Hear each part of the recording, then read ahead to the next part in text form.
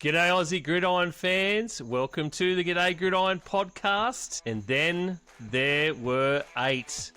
We are down to division previews, 8 teams left, 4 massive games. We're going to check out some coaching stuff as well. It's all coming up right away.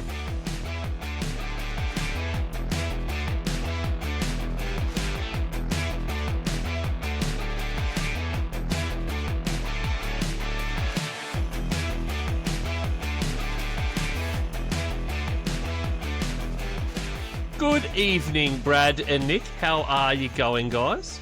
It is a good evening. The countdown is on. We're final 8 teams, final 4 games. This is my favorite round of the whole season, so I'm excited to get stuck into this.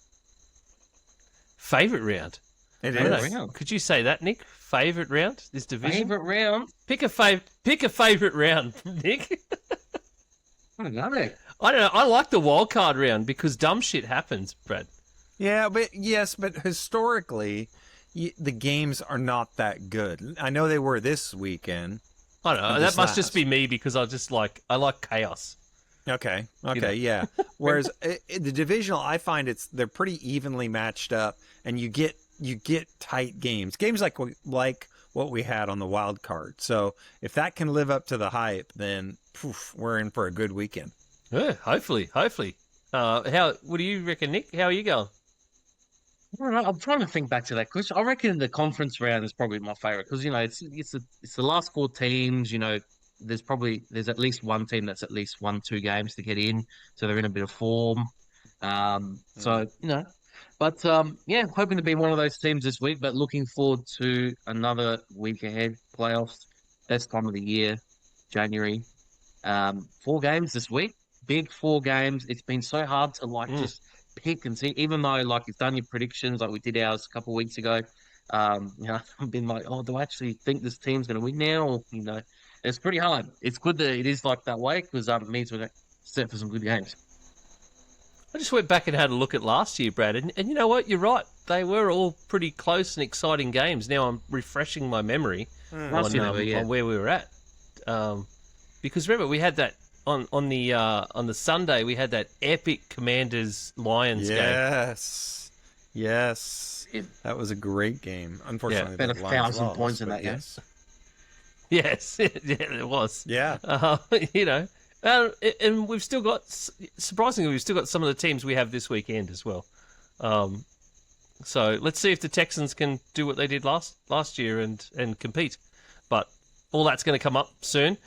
We are going to do a bit of a coaching carousel roundup, so a bit of an update on where everything is at with all these head coaching positions that are available, because there are, in fact, 9 head coaching positions that ended up available. And as we record tonight, one of those is about 99% done.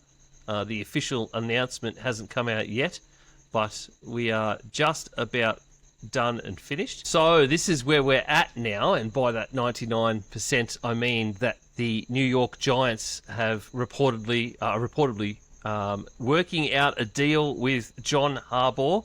So he is looking likely to officially become the next head coach of the New York Football Giants. So that leaves us now still with 8 head coaching vacancies available, and that was something else we missed in our previous coaching carousel. Is Mike McDaniel officially got the boot from the Dolphins? That was a bit of a shock because he held a press conference and then almost the next day, I think it was a couple of days, but basically the next day, they said he's no more. We're gonna get rid of him.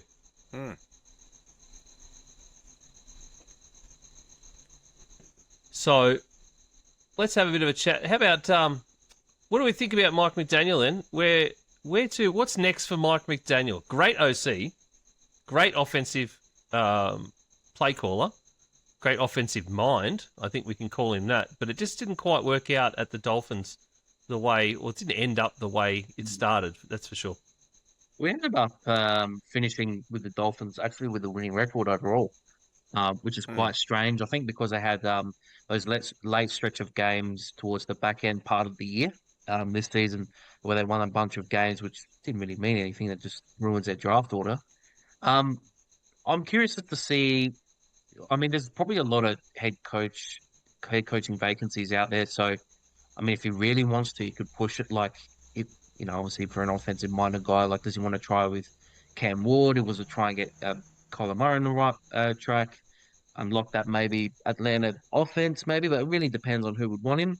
Otherwise, if he's not going to be a head coach, at a good spot probably that he could land, which would be quite dangerous for the rest of the league, is actually being now that Kevin Patullo is gone, the OC for the Eagles, because he'll be able to get that run game back up and going. He'll be able to still get, AJ Brown involved if he still wants to be there, Devonta Smith. So even if he's not a head coach, it could be a high-end sort of OC for sure. I know there's been requests made, or rumors and requests made for him to interview with a couple of teams. He has officially interviewed with the Falcons it's for their head coaching job, but for one of their coaching jobs, because obviously the Falcons cleaned house. So he has already officially interviewed there. I wonder whether could Mike McDaniel sort of do a bit of a Ben Johnson route. The Lions are looking for a new OC now because they dumped their OC. Could you see Mike McDaniel maybe landing with the Lions for a season? You land with a team that's got like some really awesome weapons already set up to succeed. They've got this super amazing culture, this great head coach, and just smash the crap out of the league there, show what you can do, and then next season, maybe you get it in for that for the Cowboys job or somewhere else that sort of happens halfway through the year, Well, kind of like a Salah, although Salah came in. Same deal, yeah. Yeah, he came in partway through the season before, but yeah, I see what you're saying. Rebuild the reputation. He's got an interview with Tennessee along with everybody else and their dog. So I know those are the two teams that he's interviewing with, but I think that's the most likely option for him. Although frankly, I would love to see him just an OC, because I think he would be so. If all he has to do is focus on offense, I would love to see him run Atlanta's offense. I think the stuff that he would do with Atlanta would be so epic. If you brought in a defense, like in my mind, the perfect pairing would be Salah as head coach and then McDaniel as the OC for Atlanta. I think that would be epic. That would be amazing. I still love the idea of the Lions team, but I think they're the same thing, Brad, too. Yeah, you got like, what does he play on? Like, look at the way he plays. It's fast, physical offense. It's trick plays and stuff. It's It's a run game. He loves run, and look what he did with A-Chain the last couple of years. Yeah. So you go to either of those teams. You've got Gibbs at one spot. You've got your boy Monty at Atlanta. So it's you've got these awesome run games, and then you've got quarterback play, like decent quarterback play. The only thing I'd say about the Falcons is that you still go into that situation, that shitstorm of situation that they created with their quarterback room, because it's looking more and more like they're going to dump Kirk Cousins. Yeah, they are. And they're going to stick with Penix, but Penix has been injured. Can that do the goods? Can he be the goods, or is he going to set himself up as another? If McDaniel was to go there, would he just end up as another Tua? And he'd end up as that handcuff for you. I think if the Falcons really shot themselves in the foot this year, in my opinion, I think if they played Kirk Cousins the whole year, they probably would have been a 10 or 11 win team. But they just didn't stick with something. Whereas I think I was to say I'd love to see him also. I think it'd be a completely different dynamic, but he's not a system guy in the sense of he takes the players that are available. I feel like he takes the players that are available to him, and then he works with their gifts. And I'd love to see him do that at Baltimore. I think that would be a fun just having Lamar, and it's not the same. Lamar is old, but just having him, I think, would be pretty epic, and seeing what he could do there. But I don't see that happening. Yeah. So that's the Dolphins. The Dolphins have they've gone for some pretty wild names at the moment too. They've already completed interviews with Kevin Stefanski, Clint Kubiak, and Jeff Hafley, and they've got the sort of the normal list of guys out there as well for interview requests. Interestingly, they've got the Patrick Graham and Anthony Campanelli ones that nobody else has. So that's pretty interesting on the Dolphins' part. We have to see where they go, and just how good a landing spot that'll be as well. So yes, there's Giants' job is gone now. That's Mike McDaniel stuff, and the other big news this week that came out that we need to hit on coaching stuff is Mike Tomlin officially stepping back from the Pittsburgh Steelers. Only the third head coach in more than 30 years, 50 years. 1969 was the obviously the first time. They've had 3 head coaches since 1969. So they're now officially on the hunt for their 4th head coach ever since 1969, which is an astonishing run. That's insane. Can anybody name the others, the other 2? Oh, I had that the other day. Yeah, Bill Coward, and then I can't remember the other one. Brad, you're a Steelers fan apparently. If you start chucking this out, Chuck Noll. No. He won't admit it. I'm as much of a Steelers fan as I am a Seahawks fan. So, so that's just an astonishing. We've had more popes than the Steelers have had head coaches since 1969. I love that. Also, interestingly enough, 1969 was the last time the New York Jets won a Super Bowl. Wow. Well, we're in a Super Bowl actually, I think. Well, that too. I'm pretty sure that might have been Namath, was it? Yeah, no, that was. It's the only time. It's the only time they've done it. So, yeah, Joe Namath. Wow, that's amazing. It just makes you when you say that, even as a football fan, and you're a football fan, you know those names are very old. They're at the sort of the Mount Rushmores of NFL players or in that NFL universe. And when you hear those names and you think that far, that really does put it in perspective, just that time frame and that gap. So it looks like Tomlin is headed for TV time.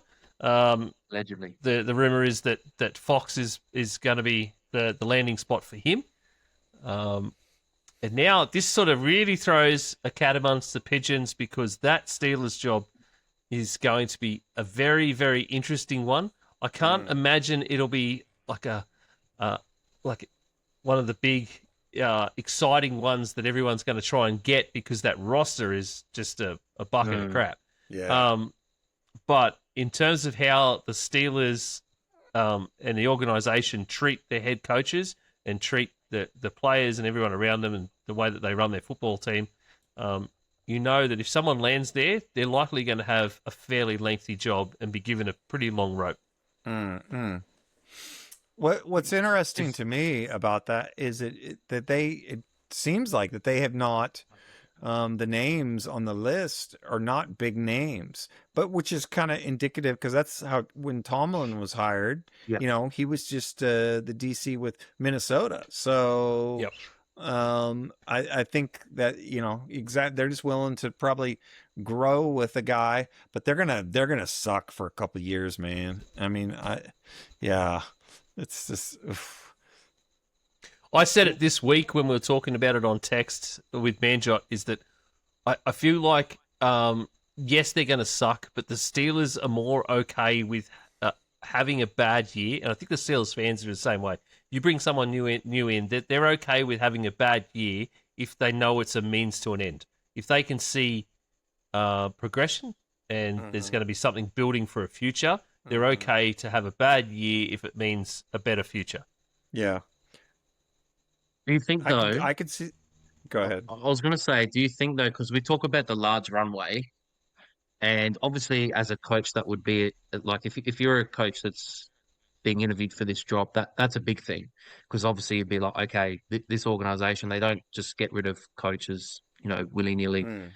But the flip side to that is that if you're using, the Mike Tomlin example, as, someone that was, has come in, has been able to do his thing for a while, he also stepped into a pretty good squad. I mean, they already had their quarterback set, which this team won't have.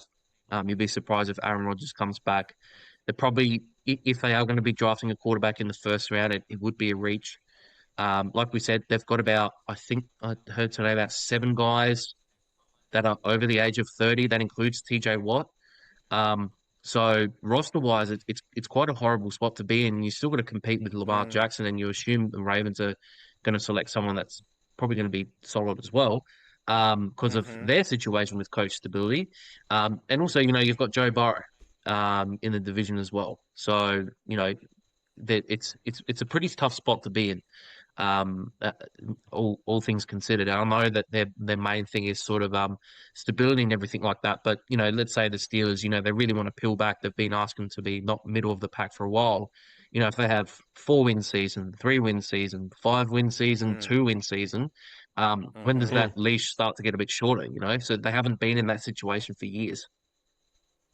Yeah, I think you're exactly right. They just got to be willing to. I think that's their philosophy, But this is a new era because of those things that you just spoke about. They don't have the groundwork for taking that next step because Tomlin won it in his 3rd, 4th, 5th year or something like that, the Super Bowl. Yeah, that's not going to happen with this team. So it wouldn't surprise me if 5 years from now we have another head coach. Yeah, it'll be interesting. Whoever comes in there is really going to have some kind of a game plan and be hitting marks, I think. And of course, Art Rooney's the Rooney family have been traditionally a family that gives people a fairly long leash and helps build with them. Omar Khan is still going to remain the general manager. He's been traditionally been pretty good at the business side of it. I'm not so sure about the actual the talent scouting and the drafting. I have a feeling like Tomlin had a lot more say in that and a lot more play in that space, especially these last few years.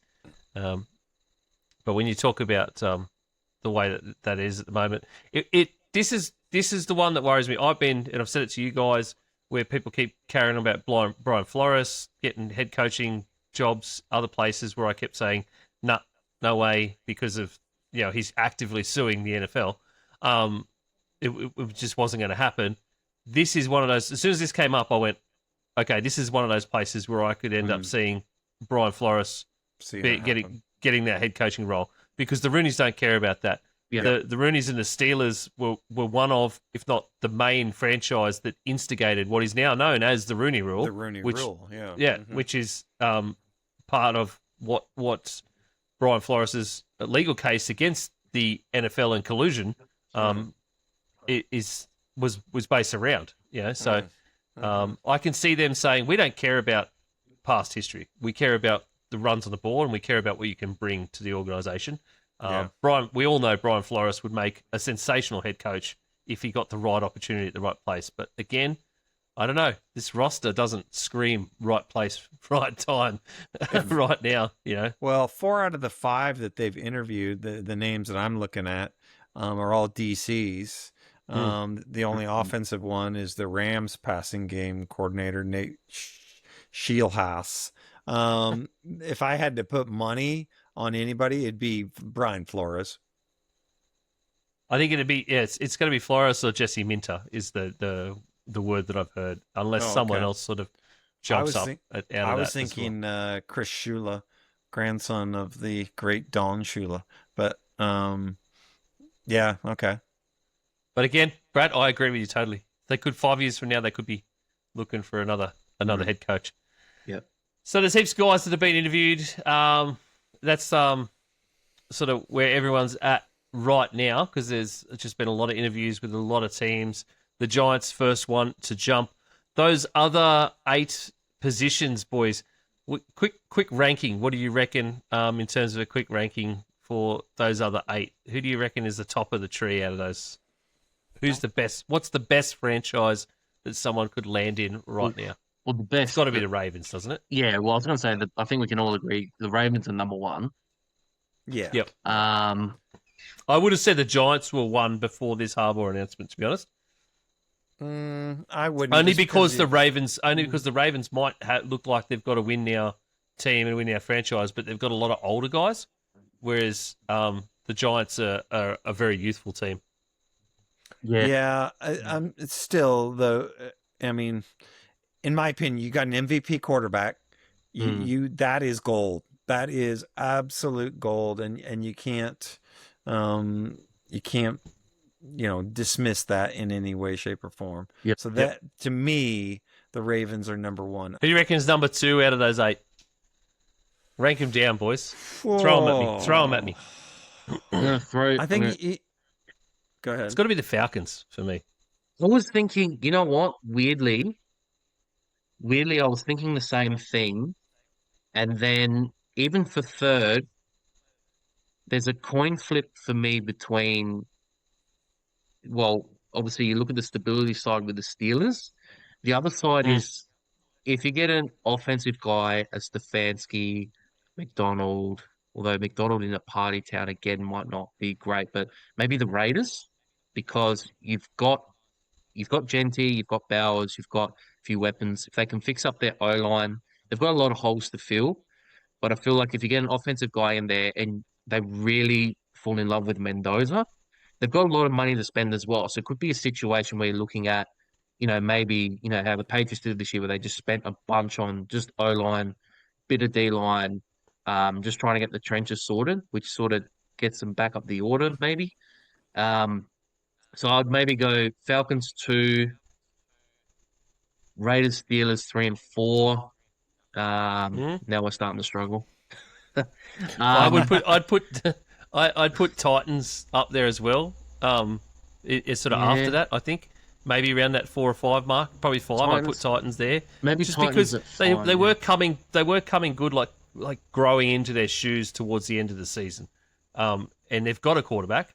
They've got a number 1 overall pick. And then, their O-line was okay, serviceable, but their defensive side was really good. They were, and they've got good pieces. They just need structure. Yeah. Who is? I think maybe an interesting question would be who's the worst of those? Is it is it Cleveland or the Cardinals? Those are my bottom 2. I had the Cardinals. I know it's going to sound I know it's going to be me sticking the knife in again, but it's Cleveland to me, and I don't think it's. I love their roster. I can't trust the franchise. Like it's anyway, you pick any one of these other 8, 9 on here, I know I could trust the franchise to do the right thing. Except the Browns, I don't know, they continually screw it up. It's an amazing thing. It's like watching a magic trick every year, to be honest. I think that even where's the ball going to appear to screw this one up? I think even the Dolphins. I think the Dolphins could be as bad as the Browns because the Browns in a year's time, like you obviously accept that next year's probably going to be bad. You don't know where you've got a quarterback, and then the draft coming up, not this one, obviously the one after. You could have a handful of guys that could be going in the first round, like it was, last year or a year before. But the Dolphins, they're locked in for tour for another 2 years. The guy's always injured. If Mike McDaniel was, pretty good as an offensive guy, if you get the wrong hire, it's a pretty bad spot to be in. The Patriots have moved past them now. The Bills won't be going anywhere. They don't have a lot of money to spend, so it's hard to really flip. The Browns have got picks, so at least you can make that case with the Browns. Like, you can come in, you could say, you've got, I think they've got about, they've got 5 picks in the top 100 this year coming up. So you can make that case where it's like, well, you can get some top-end talent this year, try and fix some holes on the offense. Defense is still pretty good. And then the year after, you can go get your quarterback. So that might be the sell. Organizationally, it's obviously the worst job out of the 8. But there's that sell that maybe, don't worry about the Deshaun Watson. Obviously, when you can get rid of him, you will. But you wait a year and you can get your quarterback and the rest of your roster, you try and, fix up as much as you can now through the draft. Yeah, for sure, Nick. It's just, you look at you just go straight by, because obviously your big pieces, you want half decent defense, you want a quarterback, you want to have some kind of weapons, don't you? Like that's all. That's the big stuff right away. And the Cardinals, you're going to inherit a really weird quarterback situation because they've sort of screwed that up. The Falcons are iffy. The Raiders don't really have one. I know Gino's there, but you can't really count that. The Browns, like the Cardinals, you're inheriting a pretty shit quarterback situation because you've got rookies, and then you've got the biggest dud contract known to man, who is still there, and they have to keep him. And it sounds like they're going to dump one of the rookies, which sounds like Dylan Gabriel, and they're probably going to draft another one, which is just insane to me. So, it's really weird. But yeah, I think I agree with you boys. Ravens, Falcons, Raiders, Steelers, Titans, Dolphins, Cardinals, Browns. How about that? Except you forgot the Giants, but No, I'm leaving Giants the are Giants done. out because it's Giants. Giants are done. Yeah. So- Which was a quick decision as well, mind you, for Harbaugh. Like, it went pretty quick. I but- like that they made a quick decision, that they're just getting on with it, Yeah. Oh, to me, they're my number two in my opinion. Giants. Yeah. So yeah, I get it. Yeah. Cool. This internet is shit too. Wonder if the Steelers would have come knocking at all. God, that would have been funny. Imagine that sort of interview, Steelers for John Harbaugh. Well, I would have loved to have seen both them swap places. See Tomlin that. go to the Ravens and Harbaugh go to the Steelers. There That'd was a be bit of a epic. laugh about that in Steve Biscotti's, the Ravens owner's press conference this week, because he found out while he was in his press conference that Mike Tomlin had stepped away. Oh, really? Yeah. And he said, wouldn't that be wild? But then he did say, I think it was that for me, it was when he did this Yeah. after the game, he said that I think that took him out of the running for my position. Yeah. That's what he said, basically, because it was, Yeah. taking credit for their kicker missing just to get them through. So Yep. Easy. So yeah, it was a pretty funny press conference. All right, let's move on to the games that we're all here for. Division round previews. Massive weekend of football once again. Playoff time never fails to impress and to sort of give us what we want. Get rid of that. We've got 4 huge games starting on Sunday in Australia at 8:30 a.m. So let's kick it off with that first game, shall we? Buffalo Bills at Denver Broncos. The number 6 Buffalo Bills at the number 1 Denver Broncos in Mile High Denver. The Broncos get the week off. Are they going to be better for the rest? But the Bills got through in a bit of a thriller last week and coming in as the form team. They are actually favoured in this game, I believe, as well, at this present time. Even though they are going into Denver. No, I don't think. Are they? I heard that this Denver- afternoon. Denver point they and a were at half one point. favourites. Yeah, that's Yeah. what I had. The latest ones I had was So, Denver. so this afternoon on some of the American podcasts, the Bills were favoured in Denver. Wow. So that line has moved since this afternoon. Okay. And so now the Broncos are 1.5 point favourites officially on Sportsbet. Hey, Sportsbet, you've got shit people doing NFL picks. We're here, and we've been telling you this all season. Come on, 100%. Give me in there. come I on. think, I watched some of their tipster videos last week before wildcard round, and I was just like, you jabronis are just picking all the big name stuff. What are you doing? Do you think they actually analyze it? Sorry. Anyway, Yeah, Brad, what are we thinking about the game? Let's talk about the game. Yeah, well, I think you've seen the line shift because of Buffalo's injuries, and specifically, I think Josh Allen was pulled up as kind of questionable, or not questionable in terms of is he going to play or not, but just the fact that, he's dinged up. His finger, his arm, his hand, his shoulder, his back, whatever. Everything. Yeah, exactly. And at this time of the year, that's just kind of be expected, and he'll tough it out. But you got to think it's going to have an effect. So the angle that I'm looking at is, Josh's his run game versus that rushing defense. So if he can be mobile, then I think that's where Buffalo can earn its money. Right now, his passing yards prop, I believe, is about 211. And the Broncos only give up on average 212. So it's going to be a stingy defense. He's going to have to take his shots downfield, and he's going to have to get explosive plays. The Broncos want you to dink and dunk and do that and earn your way down the field. I just don't see Denver winning with that kind of methodology. They're going to have to get some more of those explosives, 20-plus yards plays on this. And then Bo Nix, to me, he's the wild card. Where's he going to come out at? Because if Buffalo's defense is plays like it did last week, then they got a really good chance at winning this game.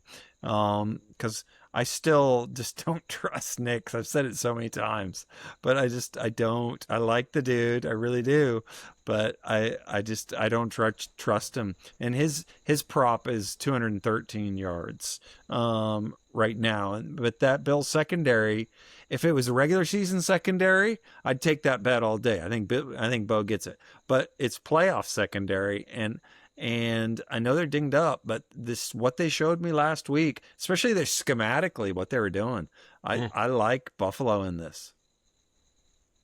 Yeah, I think the Broncos, the methodology for them offensively, you talked about Bo Nix.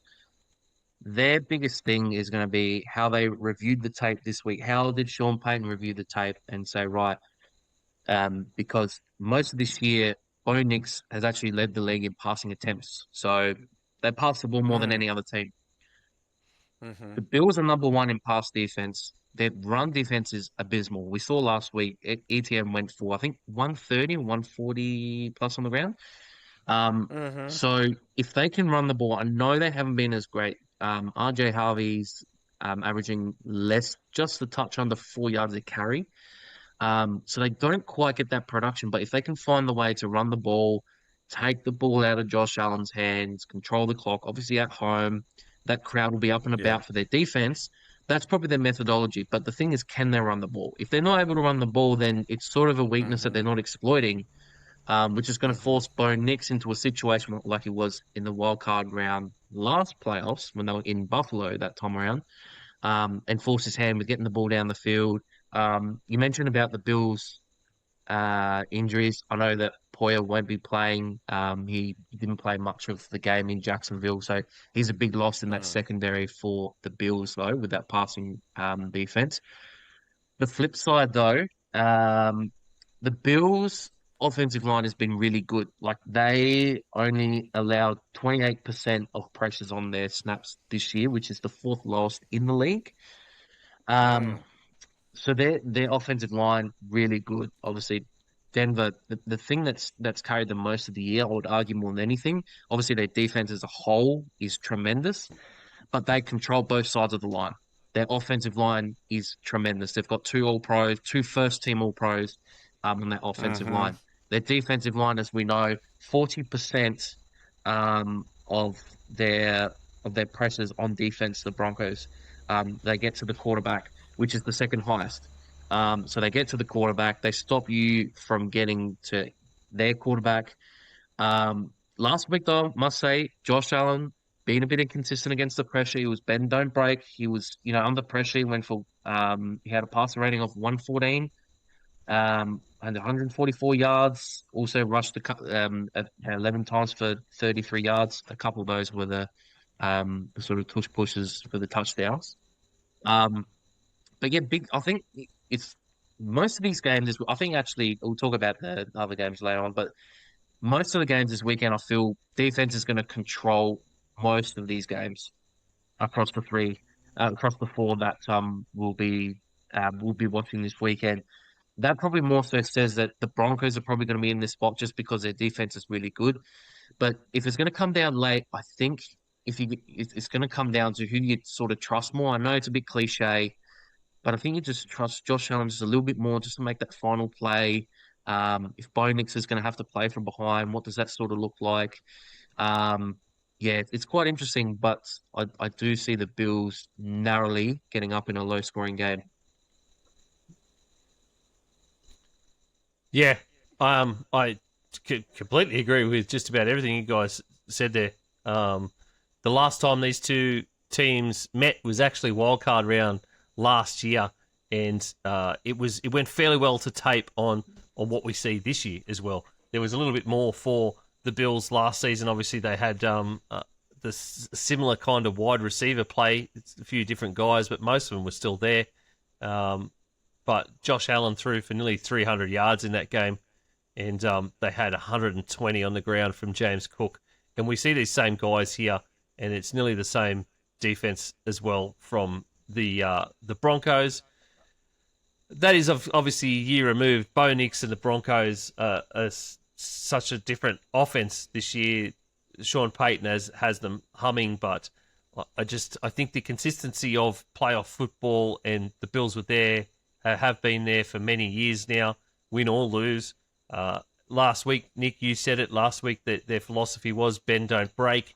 I really loved it the way that it was. It ended up being a close game, way too close for what it should have been.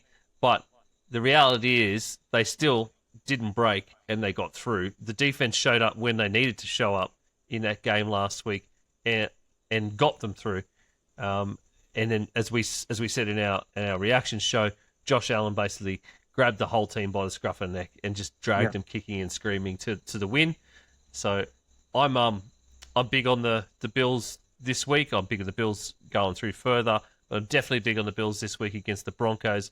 The Broncos this season, I've been saying it many, many times, I feel like they play up or play down to their competition. Obviously, this is a divisional round. They're going to play up to the Bills.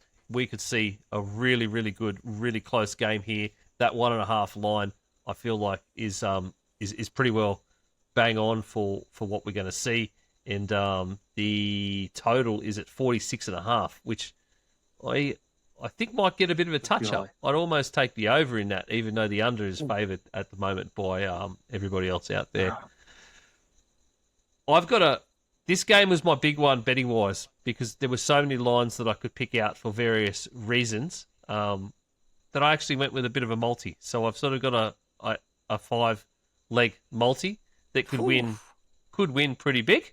So take these lines individually if you like, or chuck them in a multi. Like I'm going to. This was the big one, like I said. I don't know, I have this belief in the Bills, but there's a lot of different lines in this just for this reasons. Josh Allen, his line's at 210.5.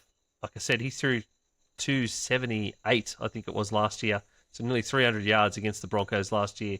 I can see the same thing happening. They'll be throwing the ball a lot more than just running the ball, but I can see Josh Allen throwing the ball a lot. I feel 210 is pretty low for Josh Allen in a playoff game when they're going to need to win and they could do something. So taking the over there. Dalton Kincaid is the second most thrown to or player on this team that has the second most receiving yards on the entire team for the Bills. So that lines up perfectly. He's at 35.5. He's under over. So hitting the over there. Nick, you mentioned RJ Harvey in the rushing yards. The Bills have got led in the fifth most. I think it's the fifth most rushing yards all season. I'm pretty sure they are. RJ Harvey's line is set at 53.5 at the moment. I would have liked it a touch lower, but 53.5 still isn't bad. So take RJ Harvey's rushing over. Cortland Sutton, just to tap off that, I don't think that the Broncos, I think they're going to try and throw, but I think they're going to have to mix it up if they do, and I don't think it ends up as many passing yards as what Bo Nix has been doing. Most of the time, Bo Nix has rarely gotten to 200 passing yards. Cortland Sutton's line is at 49.5. I'm going to take the under on that. Oh. And then just to double it all down, Khalil Shakir over 49.5. So all those are pretty healthy lines by themselves. They're all about $1.80. If you want to take any of those individually, $13.75 for a 5-leg multi. And like I said, these are the lines that I felt the best about. So I like it. What is it? What'd you say it pays? $13.75. $13.75. Yeah. Okay. Yeah. All right. That's a decent pay. So you get yourself a decent bit of money there, depending on what you like to put on. But $13.75 for $1 is pretty good. You boys got anything in this game? Anything that I haven't mentioned? No. I think not specifically. I think the spread is obviously too hard to pick, in my opinion. Yeah, I like the total under. Yeah, same. Yeah. The Buffalo situationally, defensively, will come up with some stops, and obviously the Broncos are quite good defensively, so I think it's probably a bit too high. I can see why the under's favoured. It was 31-7 last year in a wildcard round. You know, the Bills ran all over them, but I feel like the Bills were a bit better team than they are right now. Oh, yeah. Like they were more complete. They certainly were showing better football last year. They were better, and Denver wasn't as good on defense. Yeah. So it's 31-7. So all right, cool. That's so just to reiterate, I had in my bracket I had the Bills. I can't remember what you boys had. Brad, did you go the Bills to get through? I believe so. Yes. I had this matchup, in my prediction, and I had the Bills going through. Righto, second Sunday game kicks off at 12 o'clock Eastern Time in Australia. It is a rematch. The San Francisco 49ers going back to Lumen Field in Seattle to take on the Seattle Seahawks. Massive rematch, Nick, and this time the stakes are even bigger than just a number one seed. They are. It's to get through to the Final Four. I don't have much to say on the analysis sort of side of things. This is what I am going to present to you. Nick wants to keep quiet on the analysis for this game. This is what I'm going to present. All right, this is what I'm going to present. Okay, because this game can either go one of two ways. It could be very ugly, which it could have been the last time around, or it's going to be close. And if it's close, that's what I'm very much hoping for. Look, put it this way: Brock Purdy never lost a game in Seattle. Kyle Shanahan 7-0 in wildcard and divisional rounds. We also haven't lost a divisional round a game since 2002. I was about this tall. Jeez. That's a long time ago. Wow. For people that know how tall I am, Brad would know. That's a long time ago. Sam Darnold is actually yet to score a touchdown against us this season, which is weird over 2 games.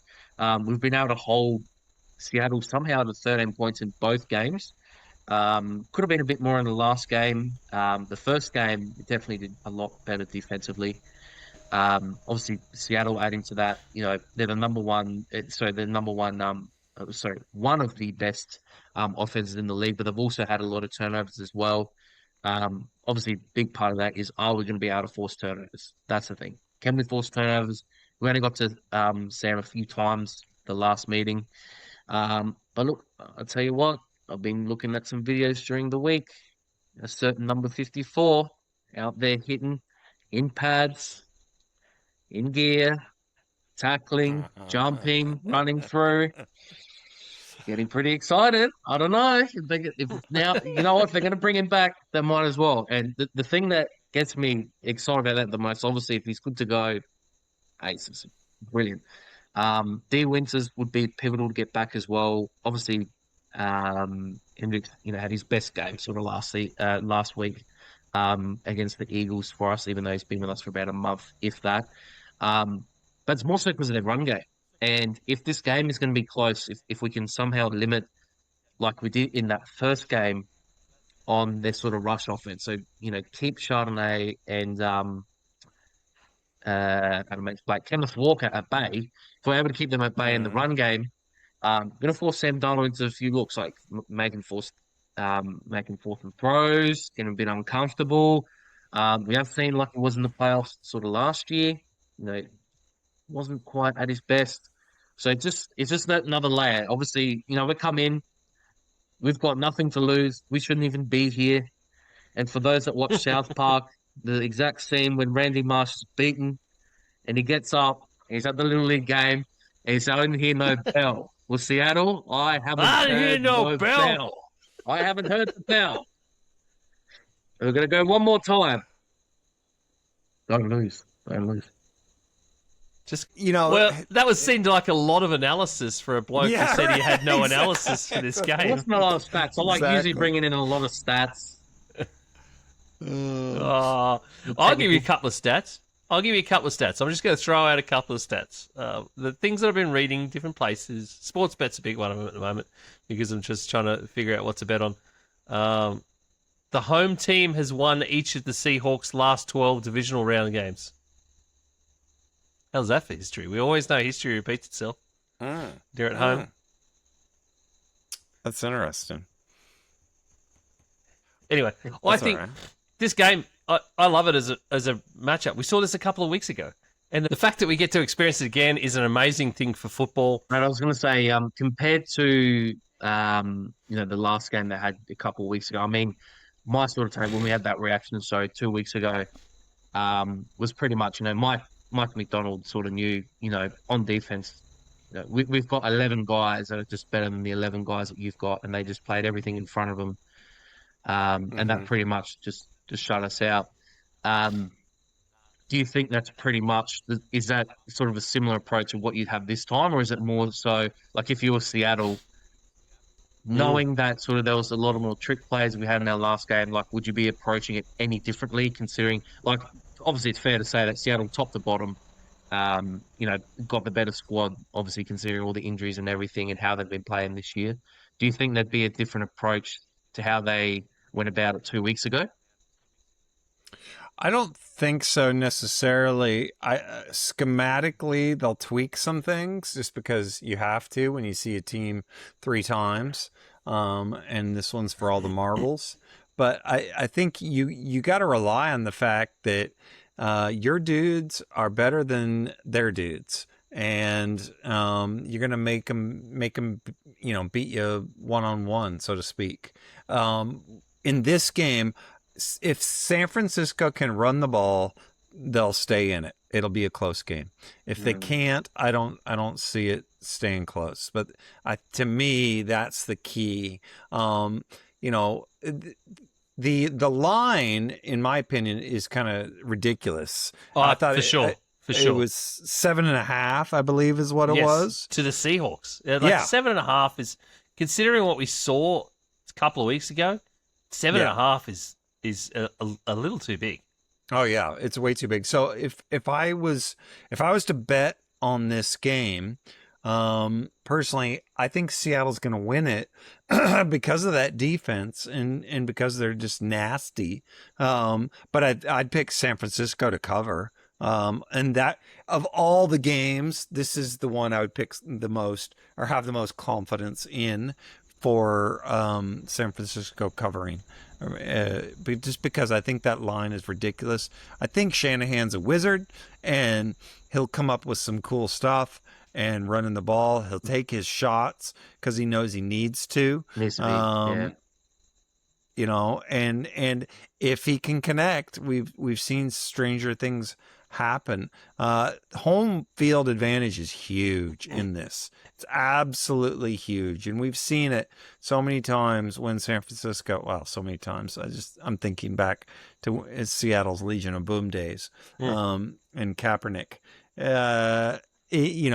Going in there, and it's so hard to win. It is so hard to win. So I predict Seattle's gonna win this game, but it's gonna be close. I was gonna say, Brad, on the home field advantage point, if you go back and look at that week 1, notice the amount of red that is in the crowd. There's a lot. Yeah, yes. There is a lot. Yeah, you're right. Yeah, no, you're absolutely right. There was a thing that came out from the Seahawks. Yes, during the week that basically They told their fans, do not sell your tickets. If you sell your tickets to this game, and basically telling people, if you try and profit off this game, we will not guarantee your renewals for next season. Are you serious? Yeah. They are afraid. Wow, Because they That's- fully expect people to be trying to capitalise off. They're not pointing at the fans that will turn up anyway. They're pointing Right. at the people that buy these tickets and then keep selling them on to opposition teams. I'm Yeah, they assuming are what they're afraid. saying is that there'd be some ticket holders out there that have probably been selling their home tickets nearly every game. So Oh yeah. Oh, I guarantee. they're yeah. profiteering off the Seahawks' success. I guarantee you they are. When it was the Legion of Boom days, I had the opportunity to buy season tickets, and I kicked myself because I didn't, because it was like a 4.5 hour drive up there. And I got offered. I was talking to a couple ticket brokers actually about it, and they're like, "Dude, you need to buy them, sell them to us. You'll make their face value." I just didn't do it because I wasn't comfortable with doing that at the time. But yeah, that's a real thing. And I'd been to Seahawks for a playoff game, and at the 50-yard line, I won't tell you who they were playing because they lost. But I bought them from a Seahawk fan, and the people around him said, "Oh yeah, it's a different person every week. The guy never comes who actually owns it." So, But they're basically telling those people, you're not Right. going to get Tell renewals them next they're week. They're afraid. So that week one loss to the 49ers was one of two losses that they had at home all season. yeah. Out of Right. their three losses all season. And week one is always, to me, it's kind of I throw it out the window, to be honest with you. Well, the 49ers have come a long way since then, and so have the Seahawks. The Seahawks have gotten. We've watched them grow. McDonald's defense has become probably one of the leading defenses, if not the top, in the entire league. I think we talked about that a couple of weeks ago when they defeated the 49ers as well. That 13-3 matchup where they just held them to a ridiculously low score and just didn't let them move at all. And it's all about that defense as well. So, everything's happened. 49ers have had half the teams on IR from the guys that were there on week one. Yeah. So it's a very different landscape. Very, very different landscape. Betting. Brad, have you got any betting lines? Brock Purdy, I would take him on the under.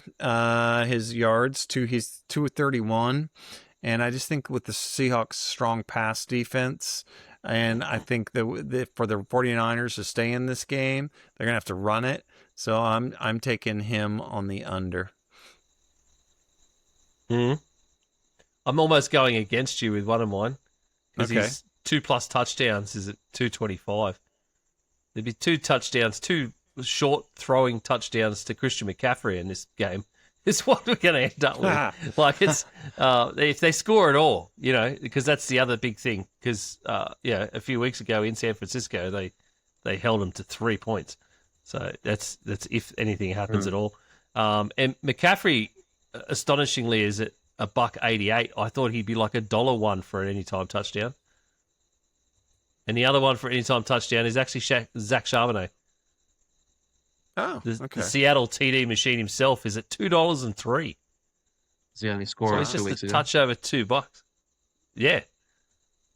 Yes, he was the guy who scored. The only only touchdown.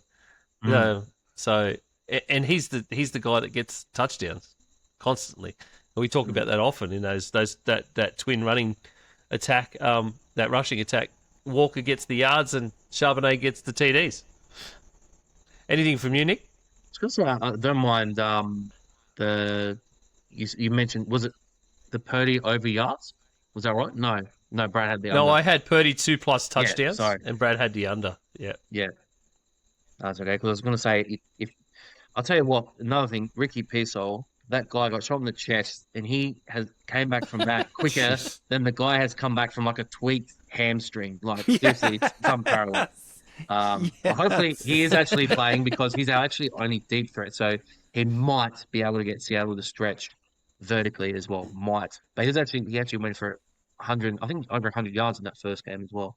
A bit of a heart pick as well, but I did go with the line at 7.5. The first game was close, the last game was pretty close. If McCaffrey holds onto the ball the game probably ends 13-10, but that would cover. I think Shanahan is like Brad said. I said actually to Manjot, yesterday. I said I think he's going to be drawing up a lot of boom or bust plays, like just plays that are just going to be, a lot of trickery just to pick up some first downs. We're probably going to be in some spots where we're like third and long and everything. But there's going to be a few times where they pull off, like the one did last week, just to try and get the sticks moving, like we did in that last drive 2 weeks ago. But yeah, the 7.5.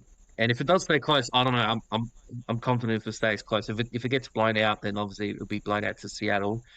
But yeah, in the last 4 years, only two quarterbacks have had game-winning drives in the playoffs. One sitting at home patching Mahomes. The other one's playing in this game with 4. Brock Purdy.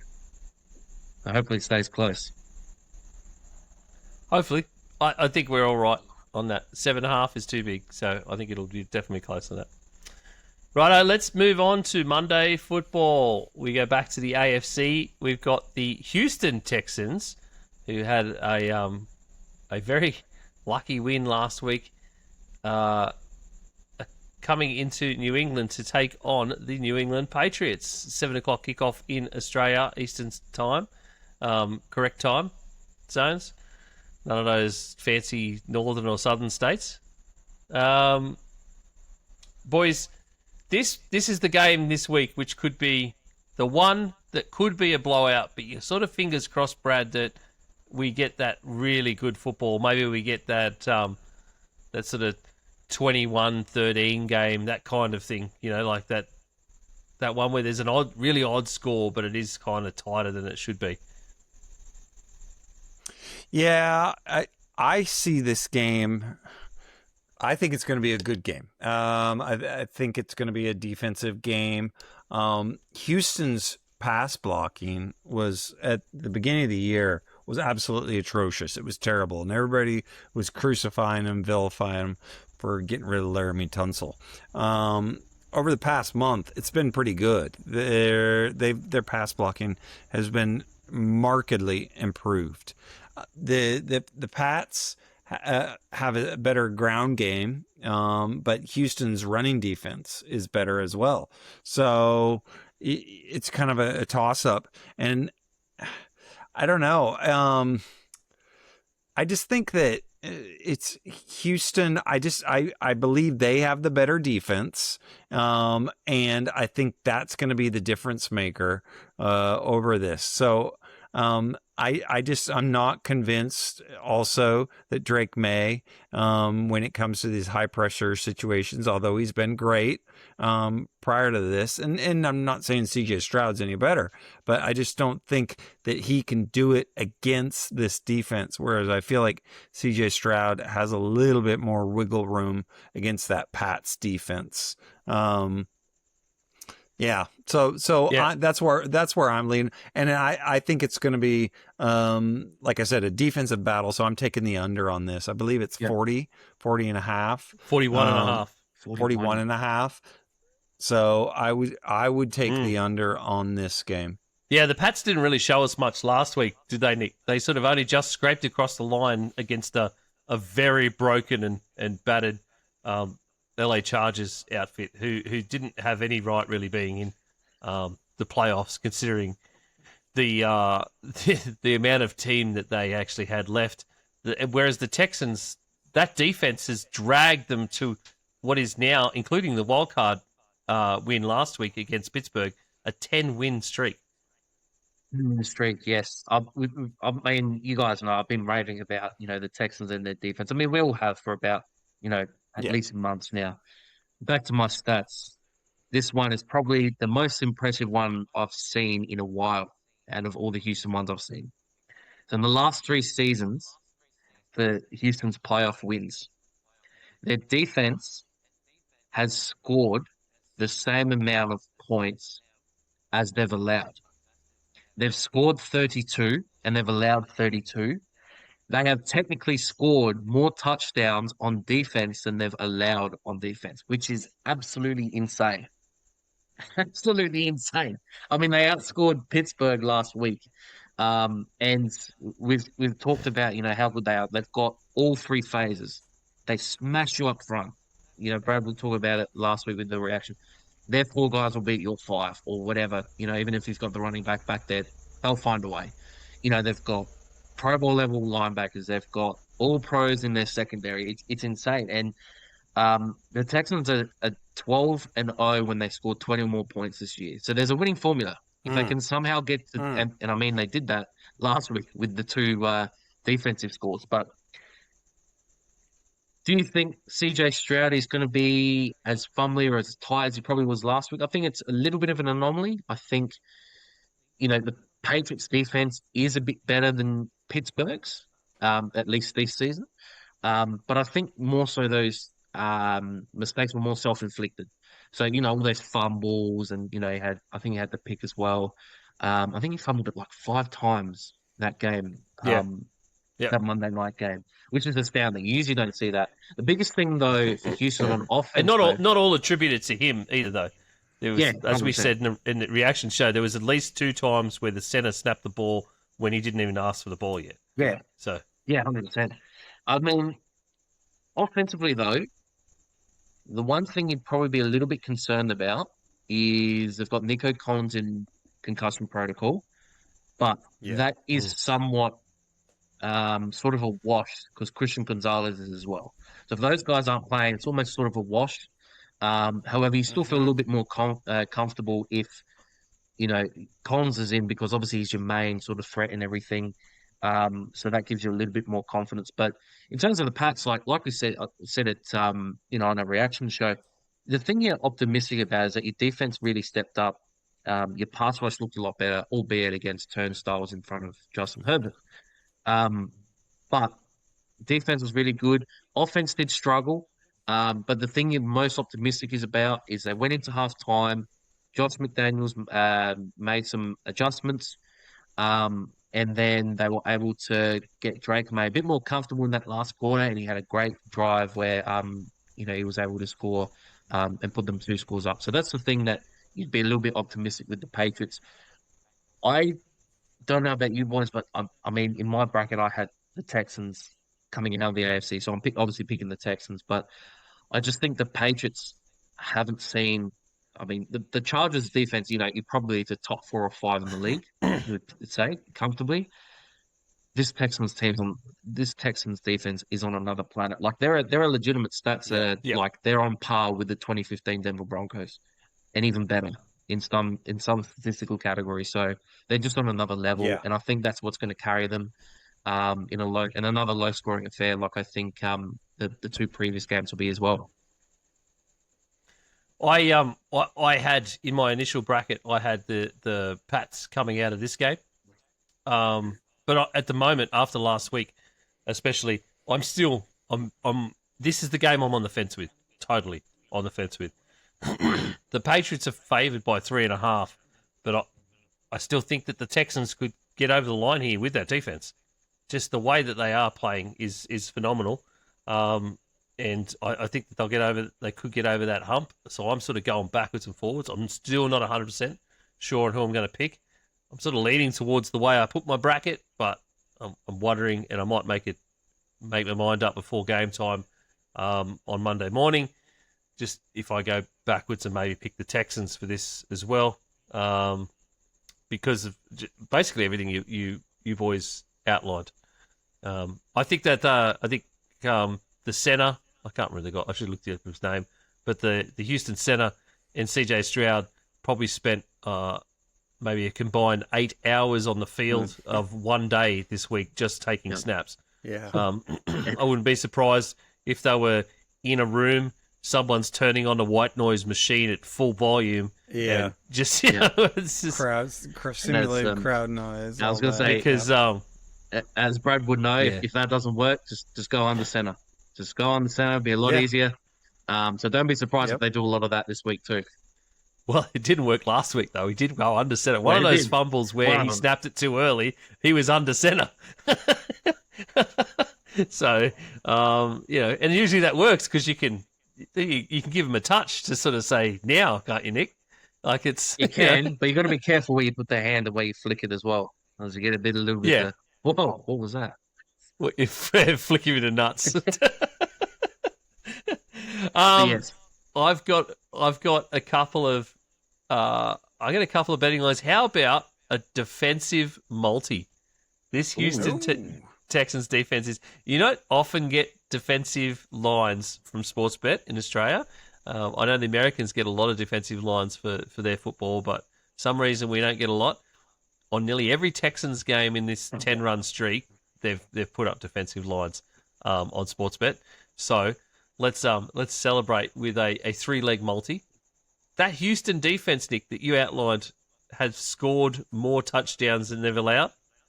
They're paying $9 for an anytime touchdown this week. They're already at $9. Considering they got 2 last week, they're at $9 for this week. Good value. It's decent value. It's just so hard to get. I know it is, but this team, you never know. Yeah. And then I've got Will Anderson and Danielle Hunter each to record a sack. One's at $1.67, the other one's at $1.72. Because of that value in that anytime touchdown, that pumps it out to $17. Wow. Nice. I feel pretty confident in the 2 sacks. Okay, I would too. Absolutely. Absolutely. So there very may well be a cash out at some point on this multi. Somewhere towards the end of the game, maybe, or around just before the fourth quarter, and then I'll kill myself if they don't know. I love it. Yeah, but we might do that. But anyway, you don't often get defensive lines, and I figured, I might just go a defensive multi because I couldn't really find much else that I was confident in for this game. The thing that I was confident in the most is Danielle Hunter and Will Anderson Jr. Sacking Drake May. I can see that completely happening because those two they're just game wreckers, and the way they were scheming their defensive lines last week, the way they were lining up against the Pittsburgh offense, just sort of there's a lot of making the offense use motion, making them slide so that they had to move to a spot and then they'd rush from the other side, and you've got one of them on either side of the play, and you can go whichever way you want. You can go both at once. You can meet at the quarterback. Yeah. So they've just been phenomenal. I was going to say another leg to that is that I was going to say another thing to add on to that is that actually over the last couple days, because Will Campbell against the Chargers wasn't particularly good either, so had been a bit of talk about that. The last couple of days from Variable, and then Campbell himself responding to a few obviously stuff online about him. But that'll add to it. Don't only add to it, but this game I was looking at. I'm really tempted with the under as well. I really like something that I sort of do like here is that I think the Texans are going to lean a little bit more into their run game as well. So Woody Marks going for the over 56.5. Not bad value either because they sort of lent into that. He went pretty big last week as well against the Steelers. So I think if they're going to be able to... Did he have 100? Did he go over 100? Over 110, I think, yeah. Yeah. I think, yeah. So 56.5 is pretty low for a guy that's going to feature pretty heavily. So I think they'll lean into that. The Patriots sort of started off the year as one of the best sort of rush defenses in the league. For some reason, the last sort of couple months, they've sort of pulled back from that, which is quite strange. But I'd expect Houston to sort of lean into that run game like they did last week. I think they have to, don't they? Well, they might have to. I mean, if I don't think they've got a lot of option on receiving at the moment, do they? Well, if Collins is out, if Collins is out, then it's definitely good value. But probably the strength of the Patriots is probably their back end anyway, on their secondary. Although they got Christian Kirk, and he did get 144 last week, so it kind of was a bit of a breakout game. Is he playing? I can't find a line for him. The receiving lines aren't out for Houston, so because otherwise I was going to pick Schultz. I think Dalton Schultz could have a decent game this week just because I think he'll be in doing some check down stuff. Yeah. And they didn't go to him that much. So that was my initial thought, but I couldn't find an over for him. Yeah, you're right, Brad. There's no receiving lines at all for any Texan player. Which is interesting to me. So that's curious. Anyway, they might be hanging off to see what happens with Collins, but because Christian Kirk will get, he got the bulk of the ball last week when Collins went out early, and he ended up with 144 yards. So they relied on him pretty heavily. There was a fair bit of garbage time in that too, though. But he did make some pretty crucial catches late in the game to sort of keep them in front. Yep. And keep them in an advantageous position is probably the way to put that. The best. All right, let's move on. The final game of divisional round, 10:30 a.m. kickoff in Australia Eastern Time. It is another rematch. The Los Angeles Rams versus the Chicago Bears in Chicago. This is going to be a sensational game. This is the game I really hoped we would have Isaac for to preview. I was joking with him earlier. And I said, I'm pretty sure he's dodged every major Rams preview so far this year. Nice. Most of them too. Nice. So, yeah. So this is going to be a much anticipated game against these two teams. They're going to be absolutely huge for both, and the Rams come into this, I think, as the big sort of strong form team. It's the one where we thought we were going to end up with this year's MVP and Matt Stafford, Offensive Player of the Year and Puka Nacua. Some things haven't gone their way over the last couple of weeks, but they've still sort of stayed there. They let Carolina into a game last week that they probably shouldn't have been in, 34-31, because they're usually very strong and capable defense, young defense, just sort of let them down. Whereas the Chicago Bears come into this as that team that if you give them a chance in the fourth quarter of a game at any point, it doesn't have to be 15 minutes in the fourth quarter. If you give them a chance with 2 minutes to go, then they will more than likely, they 100% will take it. Ben Johnson and Caleb Williams will take it with both hands, and even if they go down trying, they're not going to leave anything on the table. They don't like OT. We've learnt that as well. So Ben Johnson would prefer to win a game in regulation time, and is willing to fight for it and go for absolutely everything and throw everything, including the kitchen sink, at another team to be able to win. Brad, sensational matchup to end the weekend. It absolutely is, and I'm just hoping and praying that it lives up to the hype, because this one could be epic. And I think that what makes it so exciting is that they're so closely matched in almost every way you look at it. And I think I would give LA better pass rush, but I think and that could maybe neutralize the home field advantage a little bit. But the Rams, to me, the difference here in this game is special teams. And the Rams have one of the worst special teams, especially over the last month. And then Chicago they're not great, but they're above average. They're good. You saw their kicker hit, some long field goals last week in some nasty weather. I don't know the weather report for this game, but I feel like in terms of the spread, with the Rams having to give 3.5 points, I'll take Chicago on that all day. I just think that they've got too much going for them. They've got the momentum. Like I say, they got the home crowd advantage.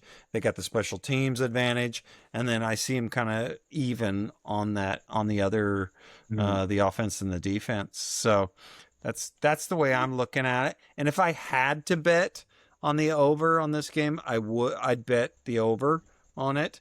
Generally, I would stay away, just because I think it's it's going to be right at that 48-50 mark. But if I had to, I would bet the over, probably just because I'm leaning a little bit towards that. It'll be interesting to see how Puka goes, just because it's a long season and he's banged up.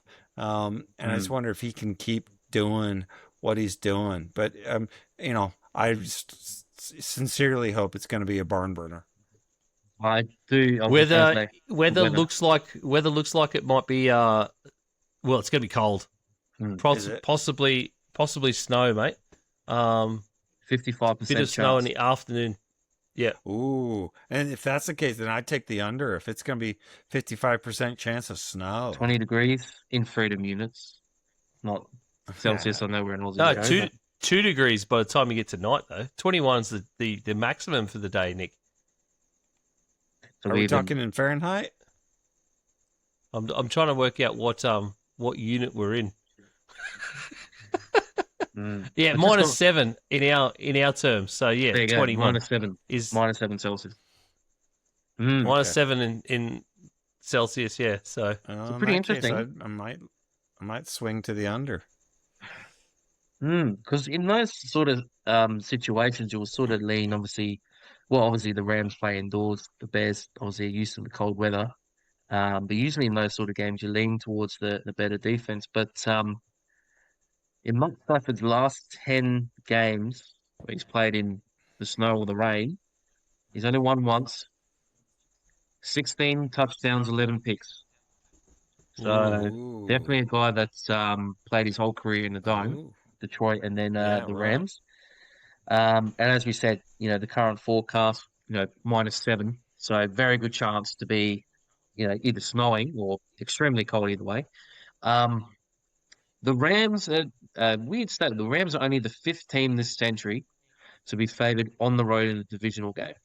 So it usually doesn't happen for the road teams. So, obviously, Sportsbet in Vegas, they're still very high on the Rams trying to win this game, which it should be. And the only reason you sort of say that is because, Chicago's defense, and they lost, I think, Edwards, their linebacker, one of their better players. I think he's not playing in this game. So there's an opportunity that, the Rams are going to be able to run up the score. Even if the Rams defense hasn't been as good. I mean, they haven't been, I know Isaac would probably say this if he was, with us, but, since week 12, they've gone from... He's not dead. Since week 12, they've gone from, conceding 16 points a game to 28. So it's almost a 2-touchdown lead. Their offense, their opponent's passer rate has gone from 80 to 97. So, they went from first in the NFL in opponents' points per game to 26th. So it's a massive jump, which has been really strange. I think the Bears, I can't remember the name of their left tackle, but I'm not sure if he's playing. So it's going to be big if they can exploit that, especially, Jared Verse being able to get to Caleb Williams and trying to force him to be uncomfortable. But I mean, we've pretty much spoken about the Bears. It's all about the comebacks. If they're going to start slowing this game, though, last week they had the benefit of, the Packers missing a few kicks, a few weird sort of play calls by LaFleur. Sean McVay's not going to do that. If Sean McVay's in front, they're going to give the ball to Carr and they're going to run it down. And with that defense, they're not going to be able to stop what the Rams are doing. So if the Rams get in front, if the Rams are up 21-6 at halftime, like the Packers were, forget it. They won't come back. But if it is close, if the Bears can actually start well, they go toe to toe, keep it close, everyone in the stadium will be up and about. Another game in Chicago, so they'll be on top of it. And especially in that sort of weather, they'll get the Rams a bit uncomfortable. So I like the +3.5 for the Bears here. Although I don't know if they still go through with going to +3.5. I think more so, I think they'll probably get it to a point where, Ben Johnson, we saw, he was very, very aggressive, in that first half of going for weird 4th downs. He went for 4th down on his own 35 last week. So I wonder if that aggressiveness sort of creeps into this game. And it's something where, give the ball to probably who's going to be the MVP, Sean McVay, and they'll probably get the ball last and be able to get the job done. That's my sort of thinking. So I think in this game it's going to come down to obviously Ben Johnson's done very well this year, but the more experienced coach, the more experienced quarterback just in this game, just trying to get it done, and also the Rams have got the edge on, even though they haven't been as good on defense. That's where I'm sort of leaning to this one, but I do see a high scoring game in this one. This is probably the highest scoring game in the round this weekend for sure. Completely agree. Some really weird lines here because of this. I think it not just because it's going to be a cold game and it's going to be a snow game. About half an inch of snow, Brad, is what they're saying. Is when I was looking into this. Passing stats for Caleb Williams at home isn't great. Just going through his history this season, he doesn't pass a lot at home. I think the highest I've found at home was 298 against the Cowboys, but most of the time it's around the 200 to 220 mark. Okay. And his line's right at 220, so I'm not supremely confident in that. But Matthew Stafford, on the other hand, his line is at 269, and Stafford loves to throw the ball any weather, any time. Even last week had 300 yards against Carolina. The weather does worry me a little bit, but the thing that I was probably more surprised about is that Stafford's passing TDs is at 2.5, and that's the over is way up there. Everyone's on the under. If you go through Stafford's history, nearly every single game is 3 or more TDs. There's only not many with only one. So there's a little bit in that, but again, the cold weather game worries me a little bit. I would. Did you say the odds for Stafford interception? No, I did look at that. They were $1.90 for yes. Okay, so that's not. I don't think that's good value, but I would put money on that. Yeah, I didn't like it. Value-wise, I didn't like it as much. Yeah, exactly. I actually, one of the ones I did go for was actually Caleb Williams passing and rushing yards over, which is at 243.5. I sort of felt if he gets around that 200, 220 mark, his rushing yards will probably pick up the residual in that in those games, and because his rushing yards are pretty healthy whenever he's throwing a less amount, which is logical, and like I'm talking like 50 to 60 yards. So that was that seemed like a pretty good go on that. So that's where I'm at with those ones. I really like the Rams in this. I have since the start.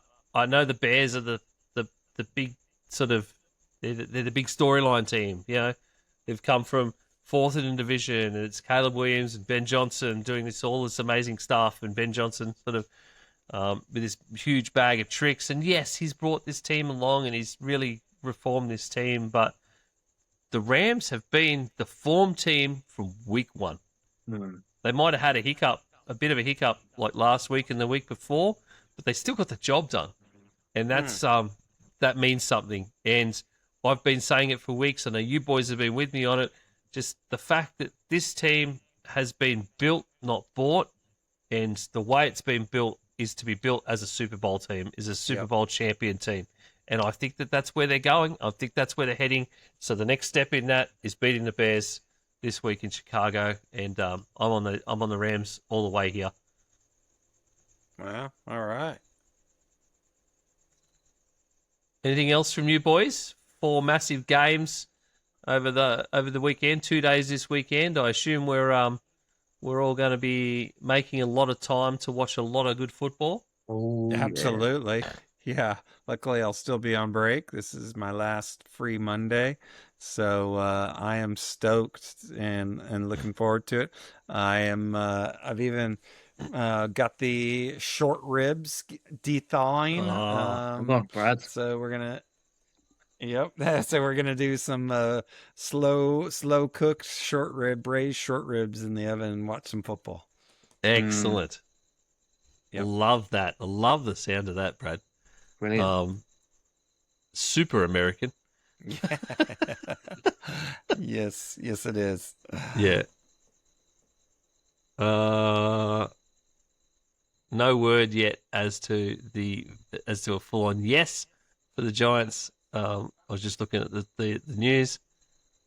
Oh, in terms of the Harbaugh? Oh well, yeah, just working out terms. It's clear he's going there. They haven't worked out the deal yet so far, so that's where we're at with that. Just before we get off, but yeah. Apart from that,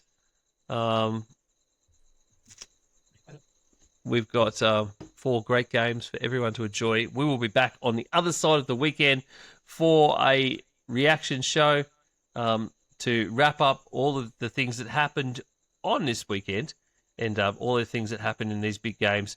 We're going to go through every one of those games. Look out for the post in the NFL Fans Down Under Facebook group, on our socials at G'day Gridiron, everywhere, Instagram, Facebook.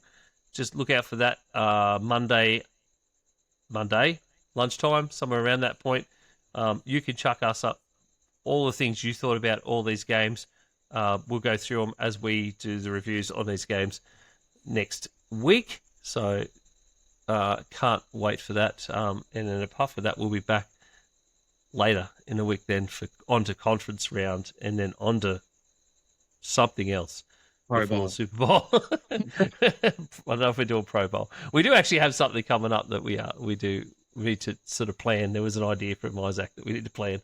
But yeah, so that's all that's to come. So stick around. Make sure you check out the socials. Keep an eye on everything. And we hope you have a fantastic weekend of football. See you later.